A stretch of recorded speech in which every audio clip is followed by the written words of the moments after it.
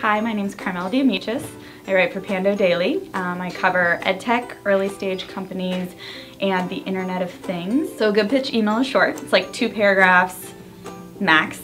A good pitch email needs to tell you exactly what the company does, and it needs to cut through all the jargon. You do form ads in Facebook. You can just say that. You don't have to say like targeted lead advertising. You're talking to a reporter who has to translate it.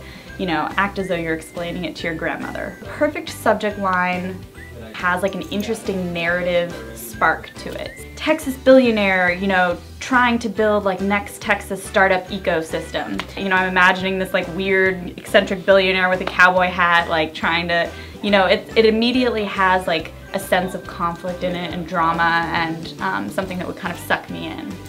If you have sort of a boring project or product, like I got pitched on these guys that do essentially like they help protect fraud for e-commerce clients, but they sucked us in with a stat. 90% of charges that are marked fraudulent aren't actually fraudulent. And then put exclusive in the subject line, because we like exclusives, in all caps. I really like video explainers of software because inside pitches, because then I can just watch, especially if it's a 2-minute video, that's great. I hate when people send me like 8-minute videos and I'm like, guys, if you can't condense like what your product is down to 2 minutes to send out as a pitch video, it's kind of a problem. And also I would say make it very clear up front that you're a founder. As a reporter, I personally feel a lot more compelled to answer founders of companies when they email me than like a PR person or a communications person, because I know that those founders are, you know, they're scraping together blood, sweat, and tears to try to kind of get themselves out there in the early stages. They don't have a communications team doing it for them yet.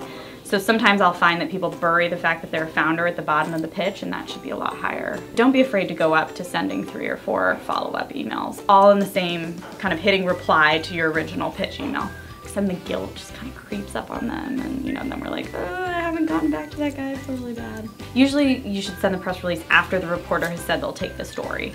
When I'm frantically writing the story, I'll use it to fact check any of the information. So the press release is where you can stick all those stats that maybe you don't want to clutter up your pitch email with. I hate funding stories, but there will always be someone out there who will take them. The numbers definitely have to be in there. Use the funding as like a news peg to kind of talk about a larger trend or an issue or a bigger takeaway, like the so what. Like if someone doesn't care about your company, and they don't care that you just got money, what's the so what? If I was a startup, I would totally think about like, well, what are different angles we can give to different publications, because then you're gonna have different aspects of your company and different stories coming out in different publications, so it's not all the same thing rewritten. So if you think you have a great pitch and you can keep it to 2 paragraphs, you can shoot me an email at Carmel, C-A-R-M-E-L, @pandodaily.com.